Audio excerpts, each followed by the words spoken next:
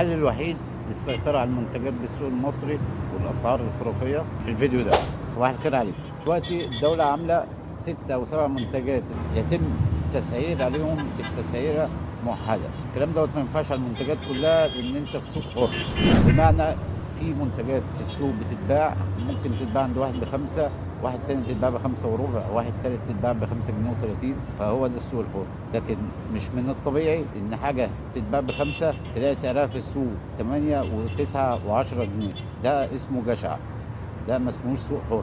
عشان انت تسيطر على الاسعار ديت، انا عندي فكره، والله الفكره دي لو وصلت للمسؤولين ممكن تسيطر على الاسعار في السوق. زي جهاز حمايه المستهلك في الايام اللي فاتت كان بيعمل حملات على محتكري السلع واللي بيخزنوا السلع. طبعا الناس دي بتدفع غرامات 100,000 توصل لكذا مليون. بيدربوا 1000 شاب عشان ينزل يشارك مع حماية المستهلك في السيطرة على الأسعار في السوق. الفكرة أنا اللي عندي غير كده خالص. معنى الدولة تعمل مبادرة لكل شاب من الشباب اللي بتقعد على القهاوي أو مش لاقي شغل.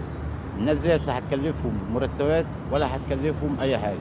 أي واحد بينزل بيشتري طلبات البيت، بيجيب طلبات، بيروح السوبر ماركت، بيروح يشتري أي منتج. تجيب الناس ديت كل واحد في منطقته برئاسة الحي بتاعته بيروح بيشتري الحاجات.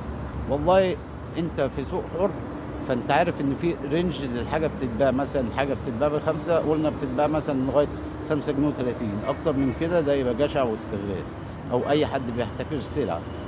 الراجل ده بيروح يشتري الحاجه زي ما بيشتري طلبات البيت بتاعته. لا، الحاجه ام 5 ديت تلاقيها ب8، تلاقيها ب9، تلاقيها معديه السعر اللي هو الرينج اللي المفروض بتتباع فيه. يبدأ وهو واقف قدام المحل اشترى الحاجة وخلاص، ما بيعملش أي حاجة. اتصل بالمسؤول اللي في رئاسة الحي أو المسؤول اللي في حماية المستهلك، تيجي عربية وتشوف الواقعة. طيب الشباب دي هتستفاد إيه وهتقبض إزاي؟ أنت لا هتعمل لهم مرتب ثابت ولا هتعمل لهم أي حاجة. أنت كل قضية هو بيجيبها بتاخد منها غرامات من الناس دي. الغرامات دي يبقى هو ليه نسبة فيها، هو ده مرتبه.